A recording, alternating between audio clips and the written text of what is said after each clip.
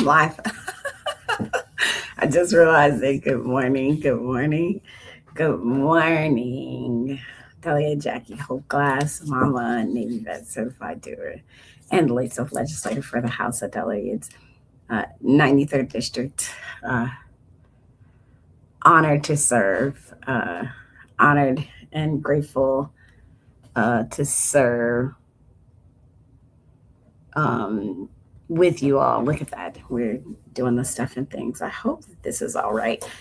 We're working it out this morning, starting a little late this morning, but hey, uh, this is the work. This is the work. Um,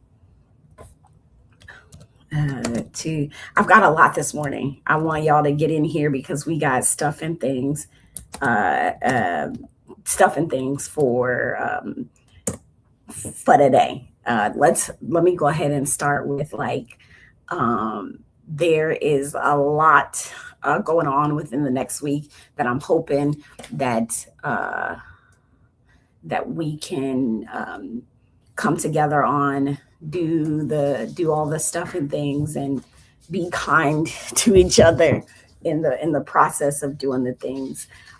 It's going to be a long, long, long, long, long, long, long. I don't want to say long, long, long. Yes, I do.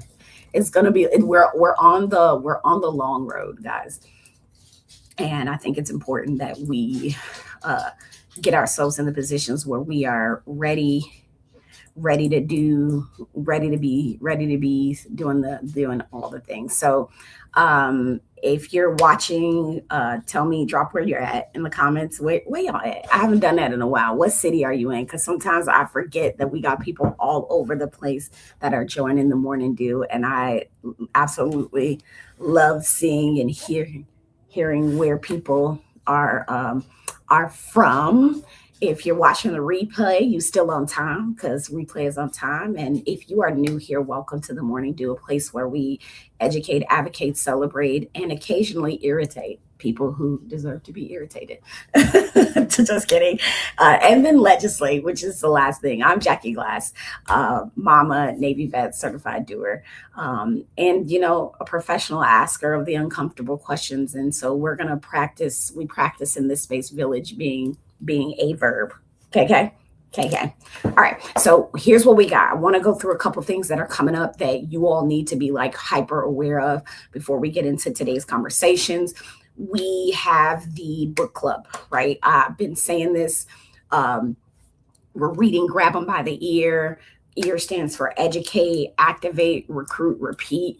The Eventbrite link is live for this event. I'm going to go ahead and drop it in the comments for you right now. Um, right here, all the places. Hopefully, good morning, Janice. It's so good to see you. It's been so long, right? For those of you on Instagram, this stuff will be all of this will be available. I'm going to put it up on my link tree for everyone. But if you go to Eventbrite, the event is up there. I would love for you to RSVP just so we know who's coming and who's not. But I'm not. That is not a mandatory. Of not saying like you gotta RSVP. It would be nice. Oh, Yorktown, come through. I forgot you already all the way out there. Folks calling from all over the place. So book club. It is 25 pages, my G. 25 pages. That's it. That's all I'm asking. 25 pages. And if you haven't already downloaded the book, I'm going to go ahead and make sure I drop the link tree in there. Download it. The book is free, or you can provide a donation to Chris Armitage, is the author of The Existentialist Republic, a space that I follow that was given to me by a friend of mine, Stephanie. Said, well, she put me on to this, put me on to, is helping me. And I ask you guys to do the thing is that if there are really smart people that are doing really great things, that you think they have really amazing ideas, let me know. Let me know so that I can at least make sure that I'm connecting the dots. The biggest flex that I feel like I have is that I'm connected to people like you that do the work, that understand that this is a team sport. Okay. Team sport. Okay.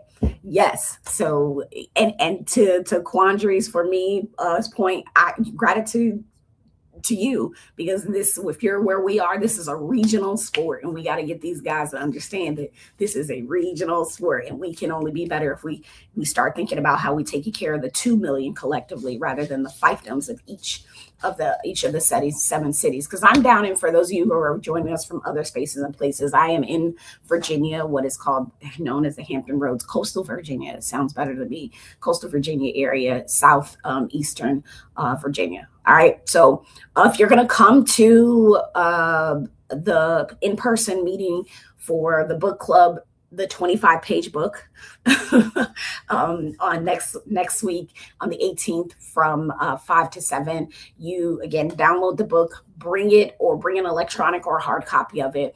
I need you to bring a device, something bring something that connects to the internet, whether it's a phone, a laptop, or a tablet. I don't care. If you're not one of those people, if you are one of my favorite kinds of people, analog folks, if you want analog, then bring an envelope, a stamp, a pen, and something to write on, because we're not just reading, we're practicing. We're going to sort of leave this event with actual actions completed. We're not just going to be doing no theories or vibes. We're going to be doing some action. Again, the Eventbrite and all the materials are available through the link tree. After today's live by 9 a.m., I'll also have uploaded some legislative graphics for you. And that's what I want to get into, discuss a little bit today as well. Where we are in the timeline, I think everyone deserves to know, because legislation doesn't necessarily magically happen. The government is basically like organized waiting. In the military, we say it's hurry up and wait. So bills get drafted, committee meetings happen, subcommittee meetings meet, votes happen, conference committees happen, and we see that happening with the budget right now, reconvene sessions, and then there's the implementation, right? So what I'm going to do, I'm going to show you, I'll do a simple timeline, right? I'll show you all simple. This is, I will upload both the detailed and a condensed version to the link tree by 9 a.m. today, because one of the biggest challenges I think in civic engagement that we have is people don't know where they are in the process. And so like, I just imagine trying to maybe watch a football game, but nobody tells you what quarter it is. And you can't tell by the score, because some games the scores run up and some games not, that is how many people experience government. Don't necessarily know where they are, don't necessarily know who's exactly responsible, may have heard of a quarterback before, don't know which one it is. And they actually don't know that action is available to them. So today I want people to leave understanding that the process that we have here, that it's not only process, it's about moments, and timing also matters. So what you're seeing on your screen right here is a very condensed timeline. Here is my big timeline. Whoa, right? This is the this is the very long timeline that I end up having out there for folks. So it has, the things that I'm doing now. Right now, I'm listening, I'm taking ideas. July and August, we'll be doing some development. Pre-filing, I can pre-file bills as early as July 15th. Pre-filing is just me giving it to folks saying, hey, I got these ideas. Will you, draft something for me so I can get at it? But all of this from June of 2026 to June of 2027, this is the timeline. It will be downloadable. It's here for your usage. If you're looking for it, it is on my link. It will be on my link tree by 9 a.m. today. Fair enough. So there's a detailed timeline as well as a very simple sort of timeline for you all to have in your back pockets and share with folks. Fair enough. I think that's fair enough. I'm doing this for accountability's sake, guys, right? For accountability's sake, that there has to be a place where we, as place and space, where you are able to understand that being able to provide accountability. Everything hangs on accountability. The timeline. I'm going to talk a little bit about some of the work that we're doing. Um, that we're doing that I know when I say I know I know is important. What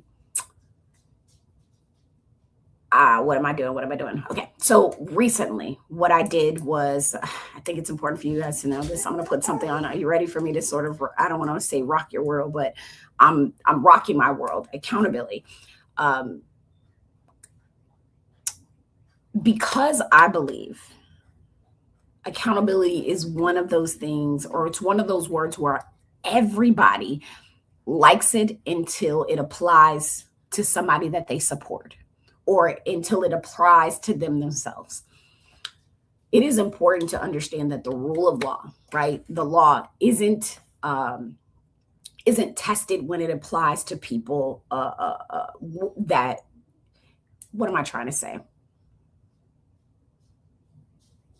The rule of law isn't tested when it applies to people we dislike. It is tested when it applies to people that we admire, right? When people that, like, I really love Jackie Glass, but she did this thing and now she needs to be held accountable for it, right? Like, being able to do that, being able to say that I am not exempt, you are not exempt.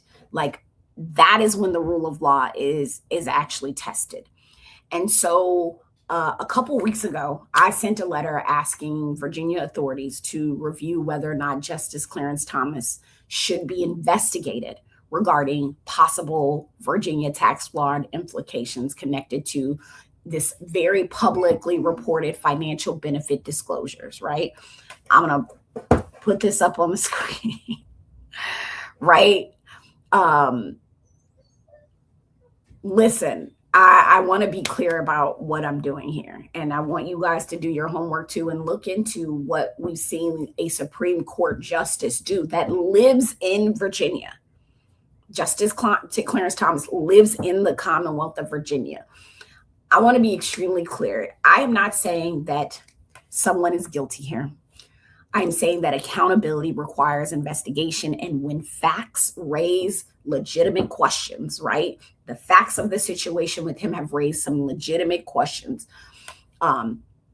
They're different things, because an investigation is not necessarily a conviction, and being able to inquire about this doesn't mean that we're punishing him. When you guys say, I want to see what you did, that doesn't assume that I'm guilty. Review is not an assumption of guilt, but accountability requires somebody to be willing to ask the question. You have to be willing to ask the question. And so this is the letter. It's a little bit lengthy. I think I can, I'm changing the pace on the letter. As of today, I have not received a response, and I think I sent this out maybe 2 weeks ago, a week or two ago. There's an important lesson here that isn't actually about Justice Thomas.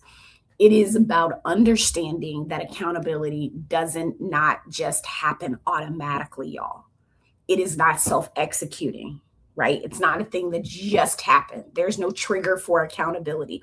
It requires pressure. It requires attention. It requires people that refuse to look away, like you and I, right? And that is why we are getting into this book, Grab 'em by the Ear. I am committed to doing the things that make me completely uncomfortable. Do you hear me? I have made a commitment to do these things that have me completely uncomfortable. I'm do you hear me? And so this is the reality of things. This is why I'm inviting you all to do this book club with us. The A is activate. One of the biggest lies that Americans have been told is that politicians are immune to public opinion. They are not. We are not. and that they're immune to silence, that public comment. They are not immune. What am I trying to say? What they are immune to, right? People think that politicians, that court of public opinion doesn't matter. We are immune to silence. Silence is not, it's not pressure. Phone calls are pressure. Letters are pressure. Showing up is pressure. Having your friends show up is pressure. People who move politicians aren't always the largest groups of people. They are oftentimes the most persistent groups of people. And that's true whether you're talking about civil rights, labor rights, marriage equality, veteran issues, or local zoning fights. The question isn't, does public pressure work, right? That's not the question.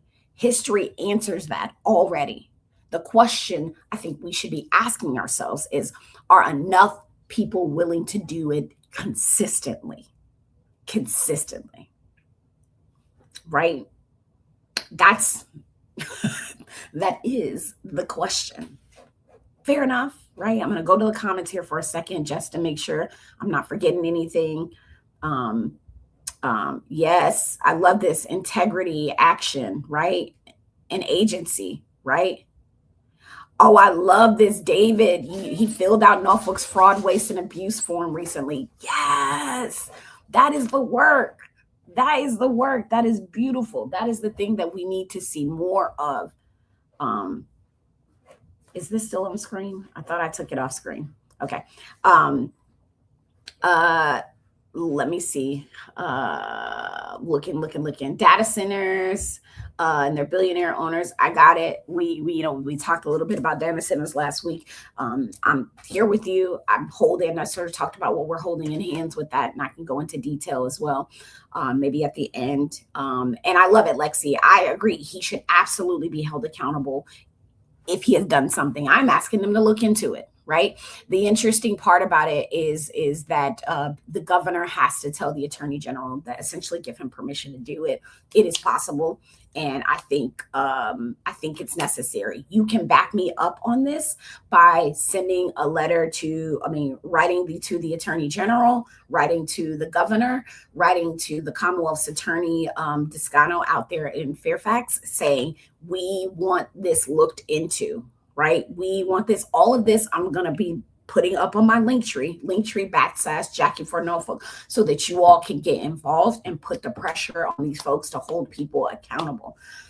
Truth and Justice says all 6 SCOTUS justices will be removed for violating the Constitution and treason, right along with those responsible for the destruction of everything we the people value. Yeah, right. Hard right over the rest wing, hard right over the easy wrong. Yeah. Yep. I'm with you. Like, for this request is going to require folks to write the governor, write the attorney general, right? This is the start. This is the work that we have to do.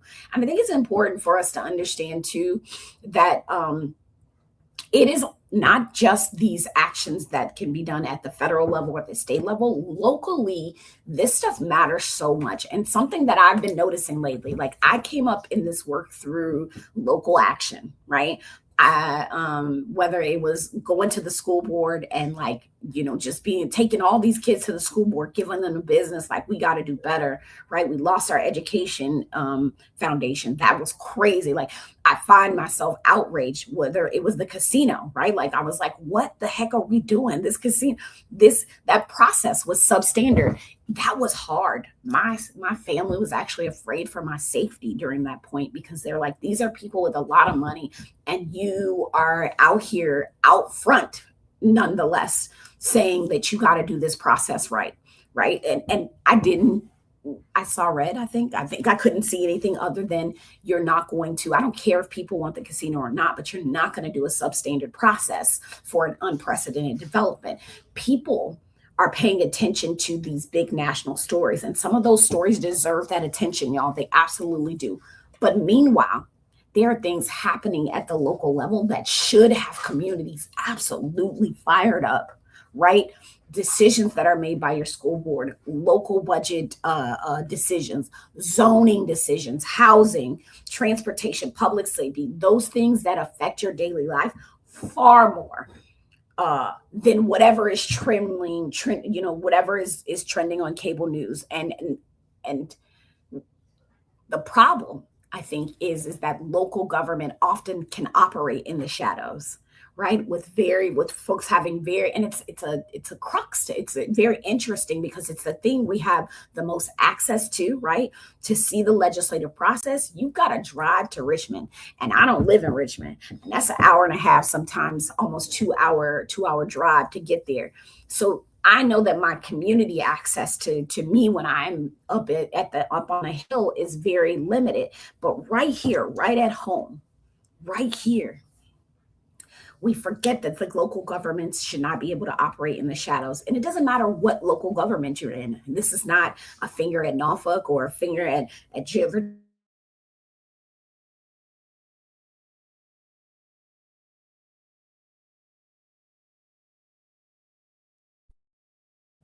You know, um,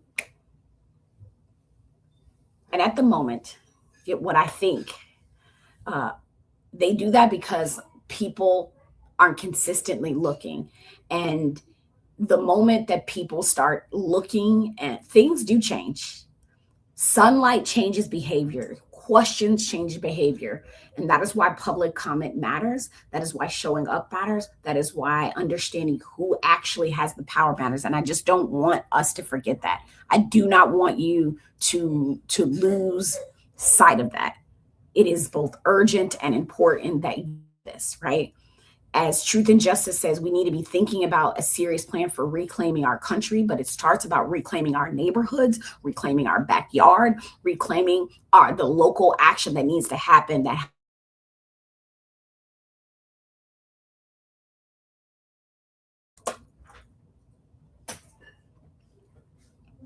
Okay, I was making sure. It feels like I'm going in and out day by day by day.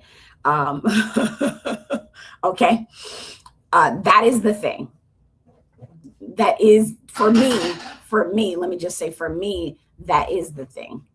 I just lost my, okay, there we go. That is the thing, right? I need us to be very, very clear on that. All right. We are in a moment of change, a moment of change. I'm going to the comments here just to kind of see. Um, Oh, Lexi says Jackie Glass. Oh, I am trying to be not trying to. I'm just trying to be. Jackie Glass is for the people. We should have you as a working party candidate. I've thought about it, and I don't know what that looks like or what that but what I do know is it is always my intention and my goal to be the representative that I want for myself. And sometimes I fail. Sometimes I'm extremely successful, and that is real. Like that is the thing in activating, is that every moment isn't going to be a success. Every opportunity is a success story. Heck, think about it. I said, I myself and a group of people led the efforts to hold and make sure that the city was doing the casino process right. That didn't stop a casino. It didn't stop, and that wasn't the goal. The goal was to transparency, right? The goal was accountability, and things had to change, and things happen a lot slower. The process slowed down significantly. We were lied to, bold-faced lied to. We ate a lot of, quite frankly, ate a lot of shit like it was chocolate ice cream, right? And it was like, that is crazy. Or we were fed it and we didn't eat it. Let's just say that we were fed it and didn't eat it. The thing that I am working on now is still being able to operate and work with those folks that may have been, lying, obfuscating, and just did not have public interest in mind. Because that's the thing, is especially in government, you are going to have to work with people that you may have to find common ground with people that don't have your interest in mind on a different issue. And that's because of the system that we've set up. So just I'd say hang in there, right? Like it is consistent pressure that is both urgent and important when we talk about the work that needs to be done moving forward, both at the local, state, and national uh, uh, um, level. Um, yeah, because this whole idea of the letter itself of like, I'm just thinking about just going back to the Supreme Court Justice, right? Clarence Thomas. The letter itself, the thing that just like with the casino, the letter itself repeatedly makes the point and is arguing that public officials should not be beyond review when legitimate questions arise, and that an investigation exists precisely because the public record doesn't answer every question. And we've got to know that. And in order to be able to do that, like I started, we got to know timelines. In order to be able to do that, we have to understand process. I do want to add some historical context to like your engagement as a public. Um, um, we have to teach. I think. What am I trying to say here? Like, I'm all in the fields. So for an example of that is the ADA. Think about it, the American Disabilities Act, right? When we talk about public pressure, it happened because disabled Americans literally crawled up the steps of the Capitol, right? This is that action. People who were literally, and go look this up, right? Literally crawled up the steps of the Capitol. The Voting Rights Act happened after Selma. The Fair Housing Act happened years after organizing and Dr. King's assassination. None of those things happened because elected officials woke up feeling generous. They didn't happen. They happened because the public made it clear. The public made inaction more expensive than action. And we also need to get in the business of being able to quantify, right, the price of doing nothing, because there's a price of doing nothing. And that that connects to the point I'm trying to make about local government, right? About not getting so wrapped up in the national stuff. There's only so much we can do. We can do it. Um, but um, um, but it's going to take work. I hope the connection is okay. Is the connection okay? Can somebody just let me know? Because I just read that there might be something going on with the connection. So before Monday, right? We've been having these due before Monday assignments, not before next year, not before the next election, due before Monday. We have these all month. I need you all to look at the due before Monday, read the book, read the letter, download the timeline, pick an elected official. I'm not saying do 10 things. I'm saying do one thing, right? Email, attend a public meeting. Like I'll just tell you this week, I went to a city council meeting. I thought I was going for drones because I saw that it was on the schedule that, I'm thinking about doing some legislation in that area. But when I got there, there was nothing about drones. There was a lot of public comment. And to David James's point about Lafayette Park, about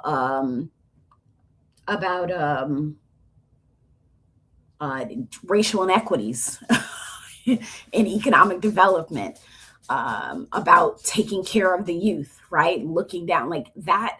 I looked at that public meeting.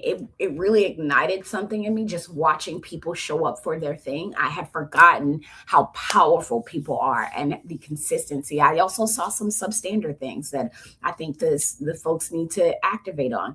But to David James's point, he's talking about trash. I've been thinking about you and like how to help and support you. I'm like, this has been too long, but he says, I'm looking at a change that would give businesses and citizens a portal to submit video evidence. Let's fight to keep communities clean. Let's make Norfolk the cleanest city in coastal Virginia. And that's what I'm with, right? Like, I've in my head branded certain things that I want to see happen. And I think that you all understand that. Like, I believe everybody deserves a driver.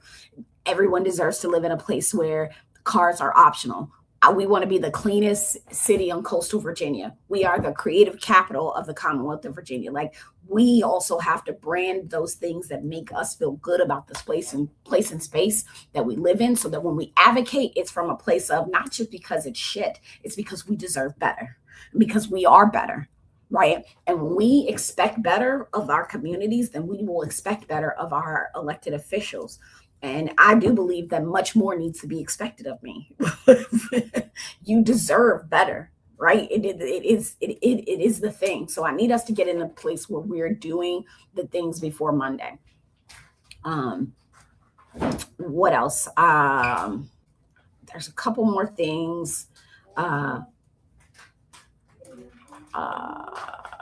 do I want to do? I had notes and things. Oh, this is a sidetrack because we're at 7:40. I had gotten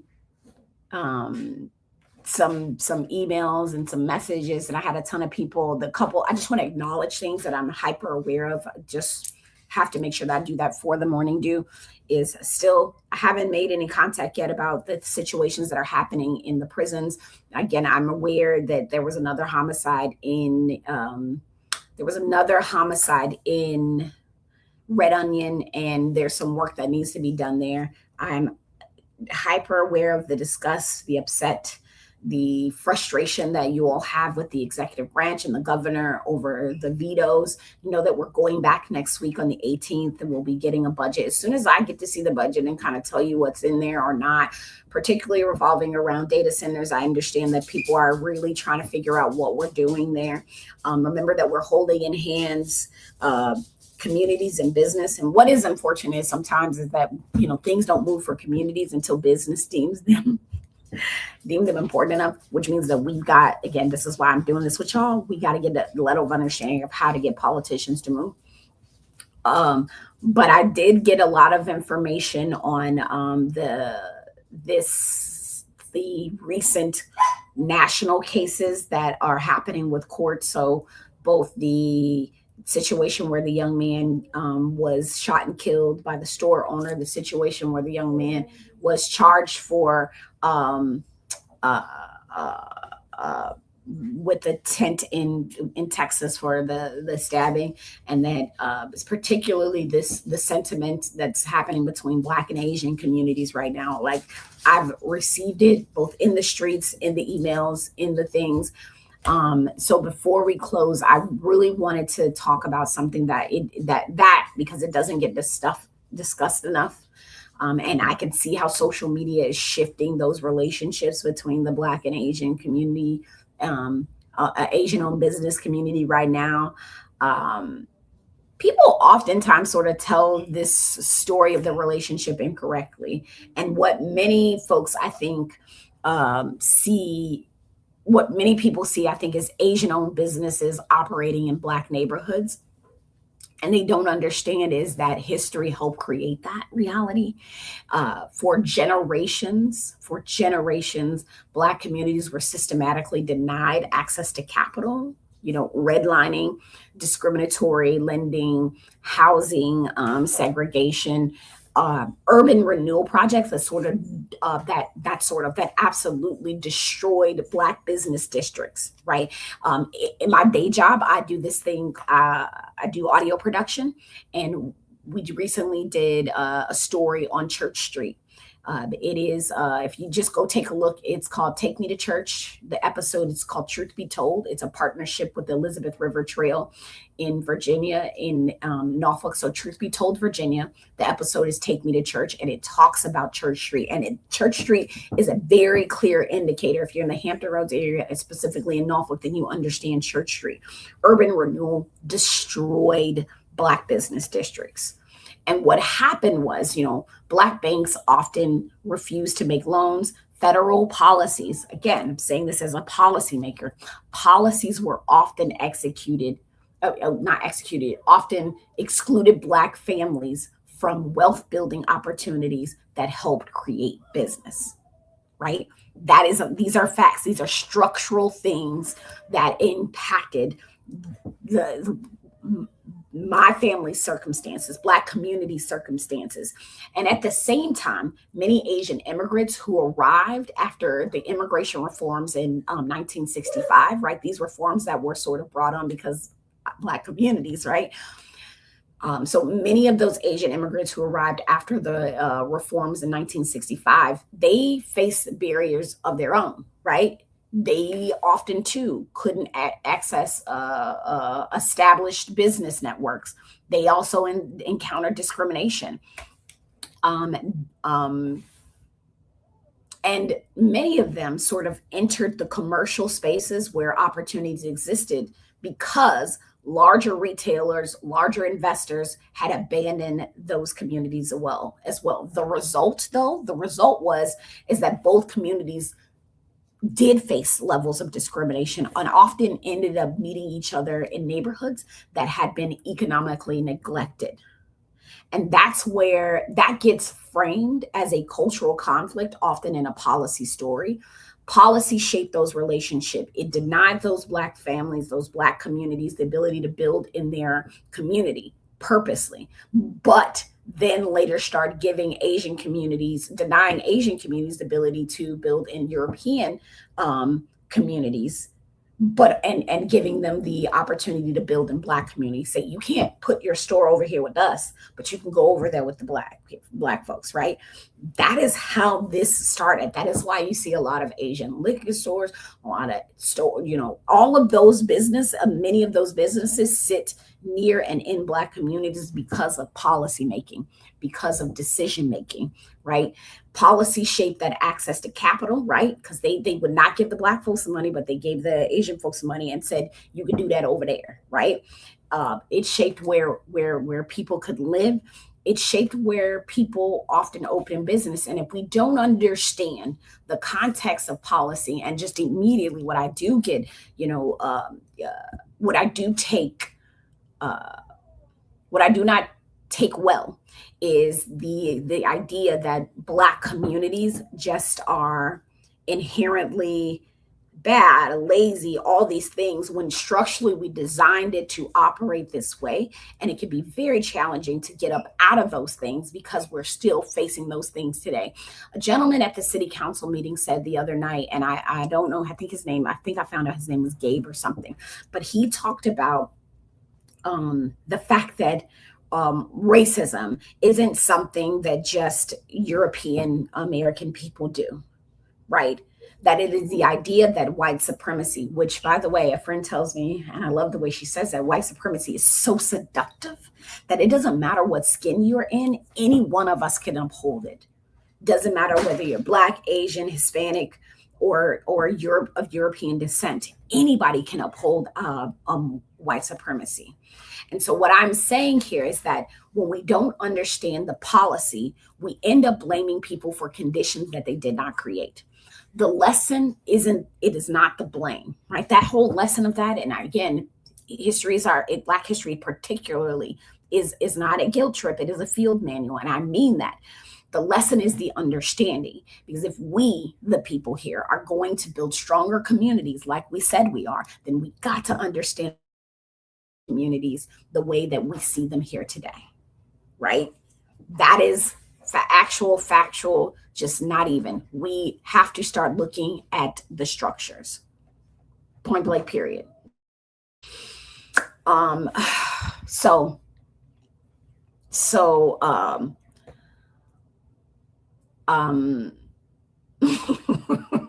I just am really disappointed to see the things that are happening, but I also understand that this is the way.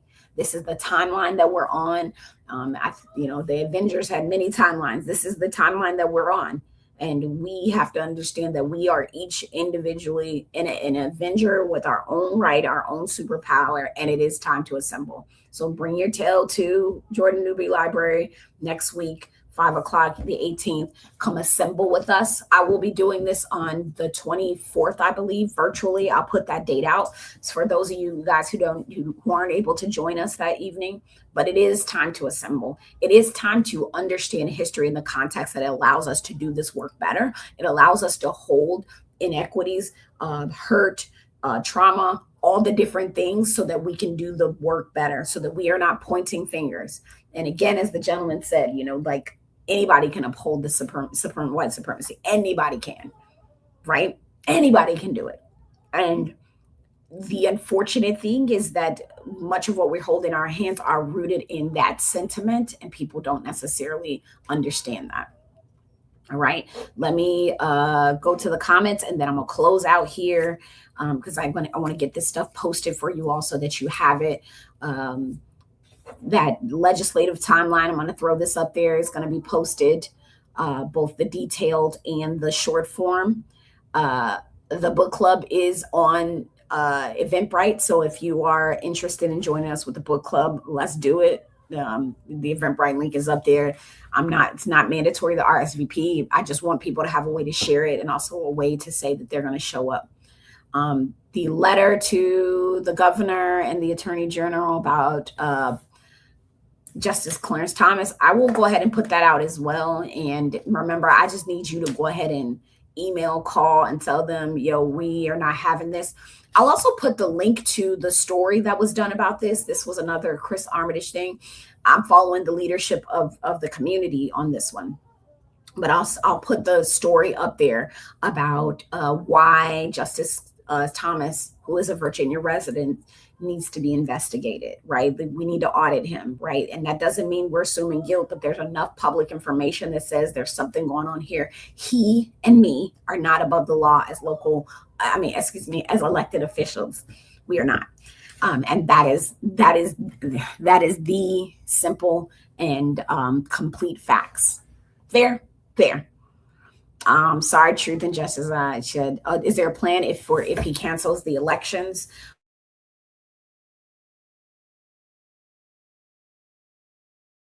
Is a bit more outrage over what's happening, but outrage that is actionable, and that's what I'm trying to give you all, because that is a real possibility. It is a real possibility that we could see a place where either there is some level of fraud or a level of, we don't need to do this because we're at war, so we're not going to have an election. Nothing is off the table when we're talking about authoritarian leadership, when we're talking about folks who don't believe in a constitutional democratic republic, right? So I'm glad that you are thinking about it, and I'm hoping that you also are thinking about it, like, what do we do? How do we act in this case? Appreciate you. Quandary says Madonna is showing us in real time how much the power the local government has if it chooses to act. Yes, and to enact it. It's, if you're in Virginia, now this is only if you're in Virginia, it is also equally important to understand that New York has what is called home rule, right? So many of their localities can do and enact legislation for themselves. In Virginia, in the Commonwealth of Virginia, we have what is called the Dillon Rule. We are a Commonwealth, where that means that our cities and our counties, cities and towns only have the powers that we grant to them as the state. So it's equally important that you all understand when you need to be getting at the necks of state officials, because we haven't granted localities the power to execute certain things.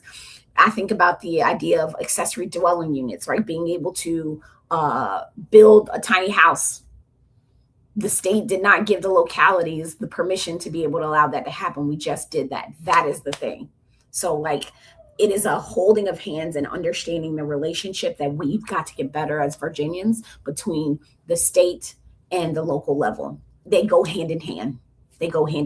You need to be, I need you to have that understanding, because this is why the book club is so important. It's not about barking, because I think you have the right to bark, but are you barking up the right tree, right? With the best information, right? Not having the information, I'm trying to make it so that you are not automatically dismissed, that there is no political figure or person in a position of power and influence, because I just say that there are shadow governments everywhere. There are decision makers, right? There are people who may have the title, but the folks behind them are the ones. Sometimes we got to get after people's donors. Sometimes we got to get after the institutional knowledge that are in spaces and places to be able to get things done. So knowing that is going to make the difference. This is why I need you to grab them by the ear. I need you to show up. I need you to stay engaged. I need you to get about that action, right? Send that email to the governor, send it to the Commonwealth's attorney. Let's get it. Shout out to Keep Norfolk Beautiful team. Yes. I love that. I think you're referencing David James. The Norfolk Beautiful team is amazing. I love them. I think they're great. Sarah is dope and been dope and gonna stay dope. I'm in my head just trying to find ways to partner with them that makes a lot of sense. All right, so Truth and Justice says this is the reason I'm so angry with what's left of our Congress. They have the tools, our Constitution. They aren't using it out of fear. Yeah, paralysis happens when you think power might be challenged. And I get it. You push the data center owners to supply their own saltwater resources. I'm with you. Clean air, right? Citizen stipend for providing earplugs and combat noise. Noise pollution is real. People don't understand that. Sound pollution is real. Well, the water crisis is real. I just got put on the Water Commission.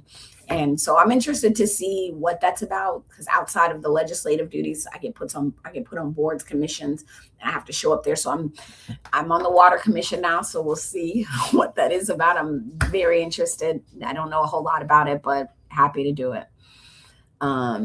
Lexi says, I wish we can bring back 35th Street. Yeah, those 35th Street was one of my favorite places for when we're talking about Black businesses, Black business districts. That one also neglected, right? And I think we're in a place where that one's being picked apart too. The 35th, what I loved about 35th Street in Norfolk is that not only was it a Black business district, it's one of the only streets with bike lanes running down the center of it, right? Like it is 35th Street can get you from the park all the way to the hospital. And that is a beautiful thing.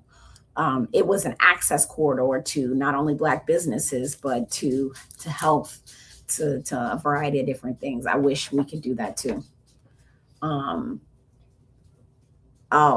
Thank you for headlining the history of, no problem. Hey, Ada, redlining. People overlook the history that hurt, history too, that hurt and that hurt and harm from history. Absolutely. Ooh, yeah, I'll say Arabia says, more smoke shops, deli glass. Batteries are not to be put in regular trash cans. Do vape shop gets taxed extra for disposing vapes? That is a very interesting. Can you write me about that, or just write the office about that? I don't know that there is anything that we have in place that is news to me. So she asked do vape shops get taxed extra for disposing vapes that have batteries? That is a great question. I don't know. I don't believe so. I'll say I don't believe so, but let's talk more. Almost done here. Thanks for joining us, Mendoza Media 757. She said, I have to, Ray Biz says, I have to look for the book, but it's listed how Asian. Okay, I'll have to look for the book, but it's listed how Asians of, let's say, 15 people, they work in one another's shop, consolidate their money, and rotate funds so each other gets their own, store or nail store. Yeah, that's real. That's real. Well, yeah, that's real. That's real, right? And that's the thing is, there has been and I saw it with my own eyes as I was getting my nails done, and my nail tech is a Black small, it's a small Black business. And while I was getting my nails done, it's usually quiet, but we had 4 or 5 people show up in the shop because there is tension between the Black and Asian community right now over these verdicts. And I'll tell you that sentiment is so real, as a person who grew up going sometimes into some of the shops and being judged and feeling that pressure. And like, there's a complicated history there that I think sometimes we all forget. but we don't deserve, like they don't deserve maltreatment. No one deserves maltreatment because of the skin that they're in, or because of the way that they look. But we have a system that has allowed us to pocket who we are, and you let our bias walk in the room before we do.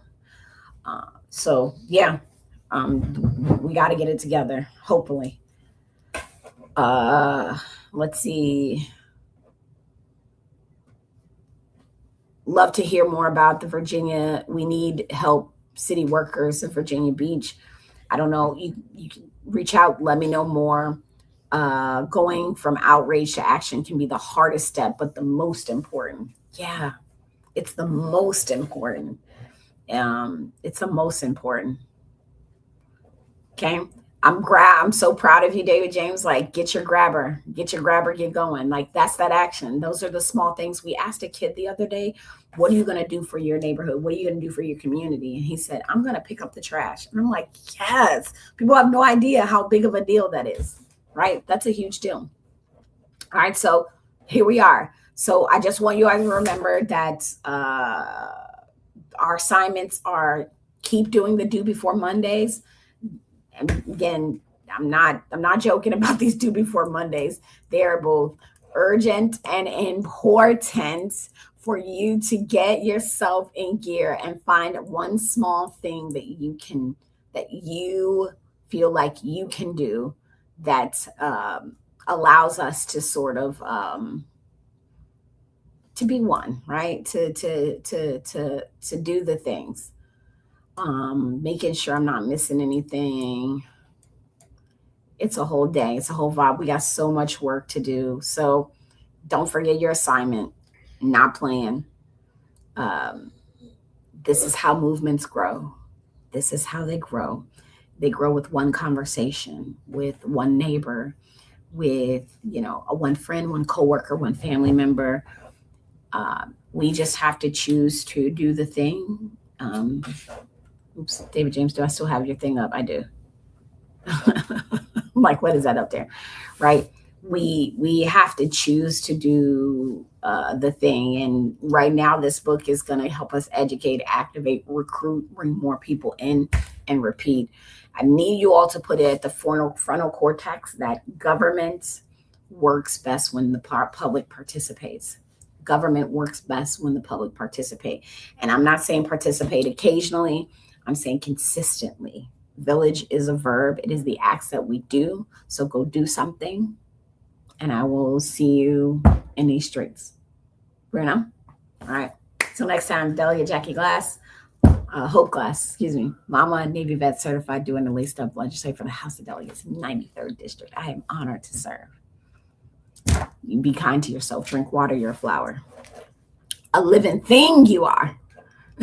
A living thing you are. Take care.